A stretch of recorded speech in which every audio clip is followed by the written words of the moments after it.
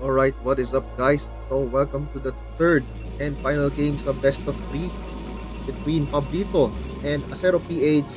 Ito sa first round in this Swiss format of SC Pinoy, quote-unquote, Laderista Tournament 2026. So spawning here on the lower right side of the map, we have our brown Protoss player Pablito. And on the other side of the map, on the other corner, we have our pink or flesh ba to, color, the Protoss player, we have Acero PH. So this is again game number 3. If you haven't watched the first two games, you can see them on this channel. Just look for the previous two videos and makita nyo yung game 1 and game 2 ni Acero and Pablito. Yeah, so we could say no, these two players are equally matched. Kasi naka 1-1 sila, plus nakita yung style nila very iba silang style. Isa dito like si Pablito tends to go for reverse, while Acero tends to just focus on ground army without much reaver, yung mga ganun. Hindi ko pa siya nakita mag-reaver, pero he goes for faster upgrades and faster expansion. Yun ang tendency na meron si Acero. And let's see if kung anong opener ang planong gawin ng mga players natin.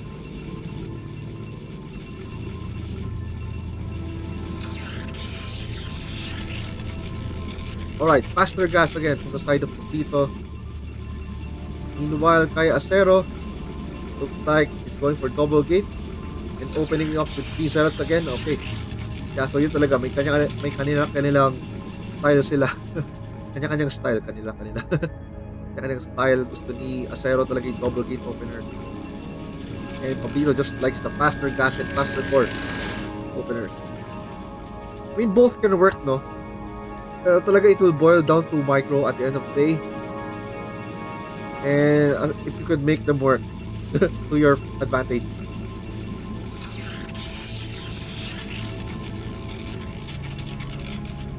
Okay, so Acero's probe will get inside Pablito's space.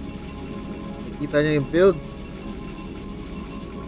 Okay, hindi niya ginagawa yung probe right now. So yeah, probably scan right. Going to check for the timing on the score. And gateway, yeah. So finally a Dragoon is being produced. And there's this Zero trying to kill this probe. So minamicro, try niya itatrap. So mahirap, pero hindi na batay na Acero. That probe got taken down for free. Naku po. Medyo lugi dun yung si Acero. So currently, there's 2 worker advantage for in favor of Pablito. Okay, now zealots are being sent across the map. Acero going to meet this Dragoon and Zealot na meron si Pablito, and now na-push back yung Zealot ni Acero. So he's just waiting for his other reinforcements, the Zealots. And Acero just loses that one Zealot to that Dragoon. And yung Zealot ni Pablito now forced to pull back si Acero as the Dragoon's range. Natapos na ba to? Hindi pa, halfway done. Okay. The fact na range yung Dragoon and mabagal pa yung speed ng Zealots kasi definitely, alam mo, wala pang speed upgrade. So, kaya tong i-kite and chase down ng Dragoons. But let's see. Oh, okay. So this time, Acero decides to turn around instead of being aggressive with the first few Zealots. And ito, may isang Zealot moving across the map. Maybe na-rally lang and hindi niya na-atras. Hindi niya napansin. Okay, now 5-6 Zealots currently end. Finally, inatras ni Acero yung Zealot. Going to mass up here, maybe wait for Dragoons before going for an assault. Meanwhile, Pablito is just massing up more Dragoons and mag-robotics pa siya agad. Let's see. Yeah, so currently parang just by looking at this position, mukhang lamang si Pablito because sa tech, nauna siya sa core and nauna siya sa range. Si Acero ngayon pala mag-start ng range. And yun, Forge.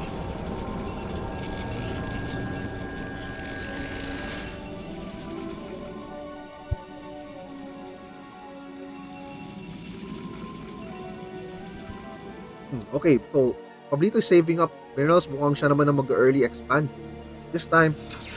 And he goes for that Nexus. And then he's going to send out his army to expand behind the push para hindi basta-basta maka-move out si Acero across the map. This is also one way to check if nag-expand ba si Acero or not. But maraming Zealot si Acero.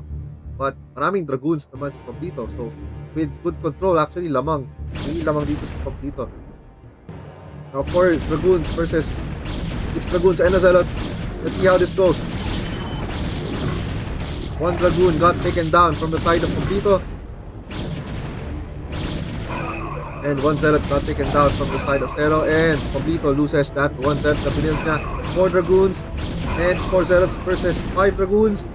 Pero inatras niya lang ni Acero. May isa siyang red na Dragoon. Meanwhile, all 5 Dragoons ni Pablito are still healthy.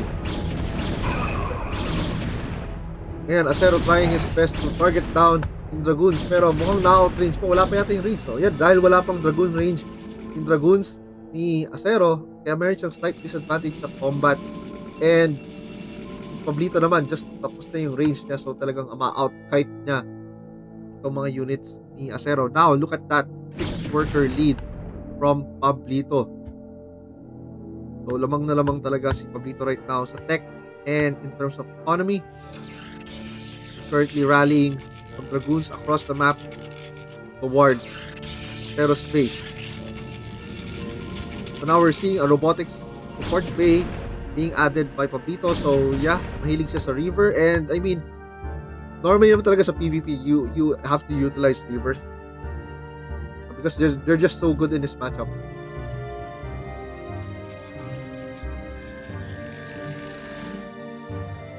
Alright, so Acero just fighting to try to catch up. Grabe, 32 workers versus 25. Ano nangyari? Did he accidentally kill his own Dragoon? Hindi ko napansin. Or may dumaan na Dragoon across the map. Anyway, hindi ako nakatingin eh. So let me know sa comments. Hindi ko napansin. Nakatingin ako somewhere else. My mind was literally flying that time. So anyway, okay, may shuttle na. And a river is finally being constructed. So yeah, merong 6-worker lead pa rin si Pablito over Acero. Actually 7 na. Umabot na 7. Yeah, Acero has a lot of catching up to do. Plus may rivers pa na he has to deal. So this is going to be tricky for Acero. But the supply gap naman, hindi naman masyado. Pero yun nga, yung pera, mas mabilis ang pasok ng pera. Definitely kay Pablito right now. And now he's adding more pylons. Increased supply. Still on 2 gates. But he has Reaver. Meanwhile, 3 gates naman si Acero. And he has this +1 weapons going on. And ngayon pala mag-add ng robotics facility.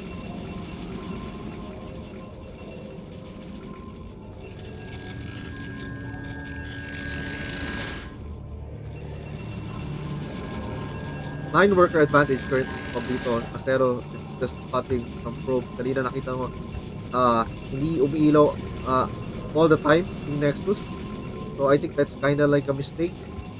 Now 10-worker lead na si Pablito from Acero. Sobrang lamang sa economy si Pablito right now.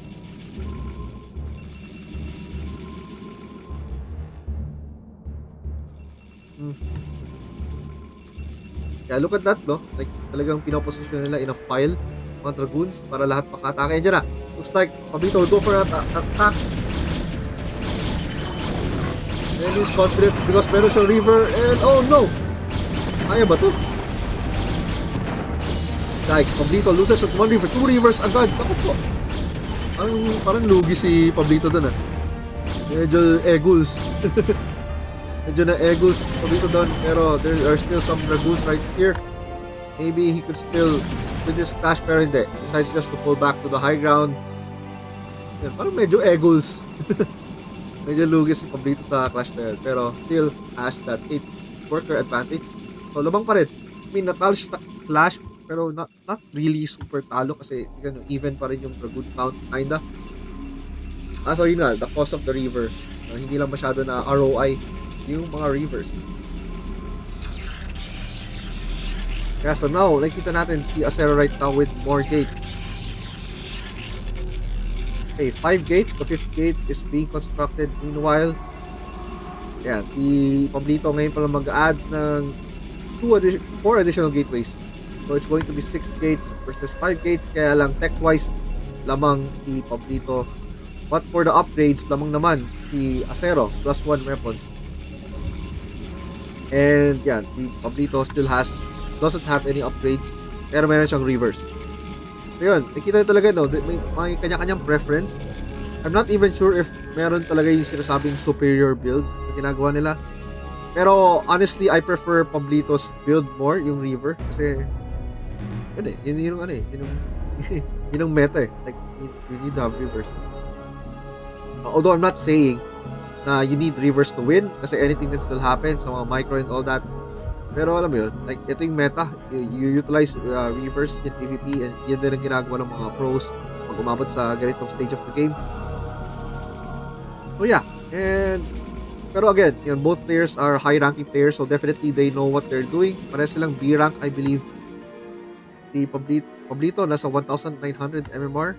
Asero, not sure yung exact MMR, pero yun, I think parehas naman silang B-rankers. But yeah, right now, okay, medyo closer yung gap. 5 na lang yung worker advantage na meron si Pablito. Pero supply advantage is still in Pablito's favor. 116 supply versus 100 supply. Plus by reverse siya. Itong reverse, ang maganda ito to deal actually with zealots. They're amazing, really amazing at clearing zealots. And while we're talking about their army, nag-expand na pala sila third base. And yan na, finally, Pablito goes for the clash with Reavers. Ito na sinasabi na, look at that. Reavers being deployed. Alam mo, easily nagme-melt yung mga zealots in front of Asero's eyes. Now, Asero is forced to pull back. Grabe yung damage na ginagawa ng Reaver. Yung splash plus yung big. Ito yung siege tank ng Protoss yung Reaver. Now, there's a bit of 30 supply gap between Asero and Pablito. Now, there's this observer ni Asero to try to monitor yung movement ng army ni Pablito, pero meron yung observer si Asero, kaya mapapatay yung observer, pero na-pull back. Observer ni Asero before gets killed, and meron ng high Templar deployed in combat, pero wala pang energy. Reavers are doing an amazing job. Look at that, lamang na lamang sa supply ng army si Pablito. You can see how devastating Reavers really are in PvP, and naku po, these Reavers, are they going to hit the probes? Yan, ngayon, probes ni Asero are forced to fight and join the combat. Naubos ang army ni Asero.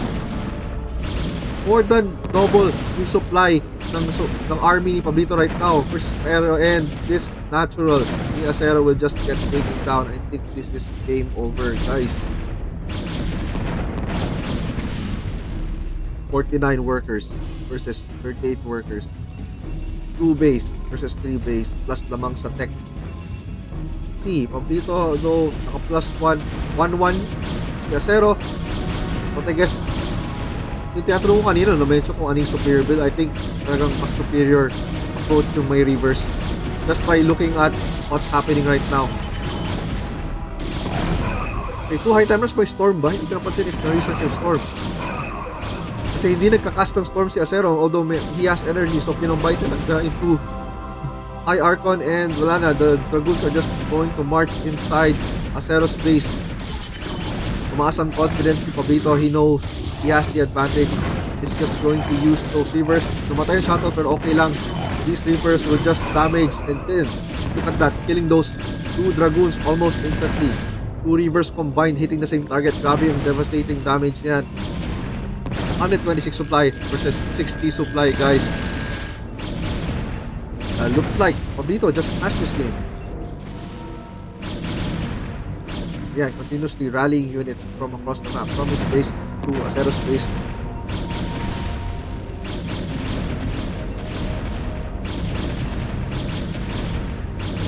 Yeah, so I guess right now we're just waiting for a formal GG from Asero. Kaya syempre, this is a tournament. Ito pa rin ni Asero ilaban, and he doesn't, syempre hindi siya sure kung ano talaga meron sa side ng kalaban niya, so he's just gonna fight. He can only assume. Pero siguro na feel naman niya na namang talaga si Pablito right now, and yeah, Look at that. Every single Dragoon na lumalabas sa gateway ni Acero is just dying to those rivers, and GG has been called. So congrats to Pablito for winning this. It's 2-1. Oh, very close game. Yun nga lang yun. Yeah, rivers talaga yung nagdala, I would say. Yung nagpanalo kay Pablito. And yeah, that's game number 3 in the best of 3. It's SC Pinoy Nadarista Tournament 2026. So yeah. So see you guys in the next video. See you in the next stream. Kung nanood kayo sa Twitch, it's SCPH Happy Penguin. And yeah, don't forget to hit like and subscribe and share this video with your friends para ma-support yung StarCraft dito sa Philippines and mag-grow lalo yung community natin. So once again, this is the Happy Penguin signing off.